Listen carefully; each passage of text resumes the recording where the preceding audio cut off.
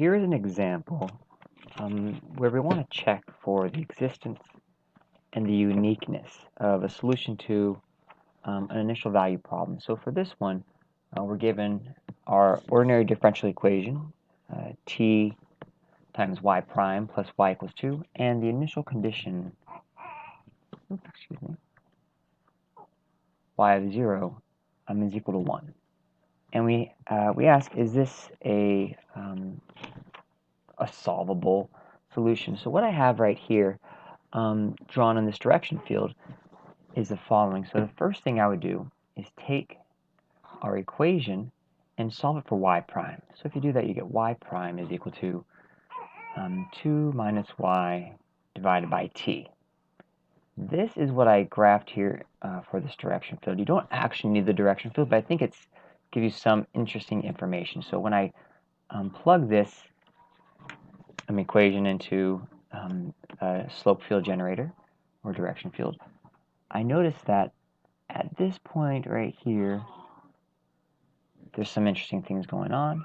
In fact, anywhere along this axis, it looks as if the direction field is going to be pointing more or less vertically, except maybe right there. Now, our initial value, though, is when t is 0, y is right here. So since that's a vertical line, recall that's when you have a slope that's a vertical line, that's really an undefined slope, right? And so this is a sense that there might not be a unique solution that goes through this point right here. But let's verify that with Picard's theorem. So if you're anything like me, as soon as you hear Picard's theorem, you can't help but think of Jean-Luc Picard. That is neither here nor there. So what that theorem says is we're going to find the function,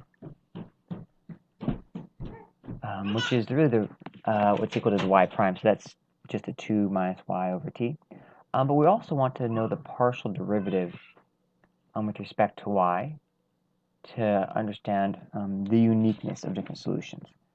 So in this case, if I took the partial derivative, I just end up with negative 1 over t. So if you recall Picard's existence and uniqueness theorem, it says, as long as there's continuity of your function on a given rectangle around your initial value, if the original function is continuous, then you do have existence. If the derivative with respect to y is continuous, then you have uniqueness. Now, in this particular case, notice it's continuous, or in fact, both of these are continuous when t is not equal to 0. That's when we're going to have continuity, and that's, in fact, when we're going to have then existence and uniqueness. And so for this particular problem, you neither have existence nor uniqueness for these solutions, right? So there's going to be no solution that really goes through anything that has a t value of 0. That's exactly what we have here.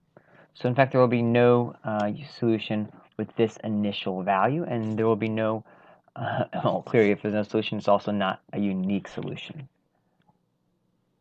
And so again, the function tells you when it's continuous, you get a little bit of a rectangle, which gives you existence, and if the derivative is continuous, at that point, then you get uniqueness on a rectangle.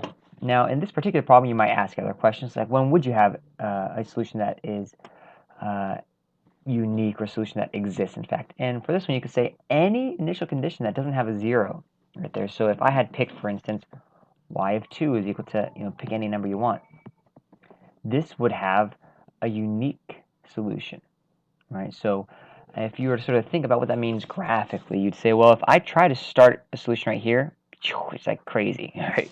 Because you have that vertical line. There's no solution there. But if I try to start anywhere else, so for instance at 2, 3, which is about right here, I would have just a nice smooth curve that approaches this equilibrium down. I didn't draw a very good equilibrium there. It sort of approaches that equilibrium